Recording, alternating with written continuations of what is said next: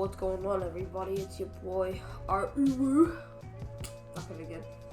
I'm going to be teaching you 3D photo with no plugins because I was trying Element 3D with this and it really doesn't work. Firstly, you gotta find a foreign PNG. Alright, I think I found one. It's a iPhone X, and I have it here, and I'll just scale it down a bit. So firstly, what I would do is I would enable motion blur and the 3D, and 3D is what you would need. And now you would go onto active camera and go to top, and you'll have this view.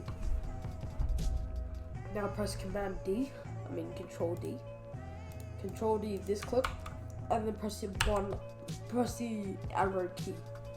Press the up arrow key once, and just keep Control D, just pressing the arrow key up once, just like this, and it should be quite thick. Now it looks thick, and yeah, now it looks pretty thick. And now what you want to do next is, what I do is I find the back of a foreign PNG. It should look like that. If I go to the back camera, yeah, that looks nice, and I'll just size it up. And if I go to active camera, this is what it looks like. My whole thing is ready. Now, after that, all I want to do is find an image that I can put inside the phone. So now we're going to drag this on to here. Size it how we want. You just want to make this 3D as well. You want to bring it back.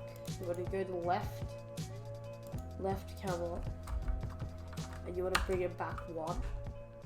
You want to press, now that you've brought it back one, you can like size it to where you want, however you want it.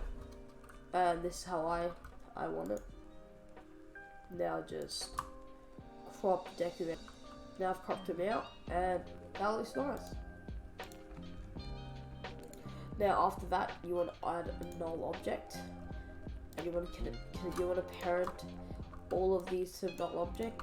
And now once you've done that, you want to make the null object 3D and have motion blur.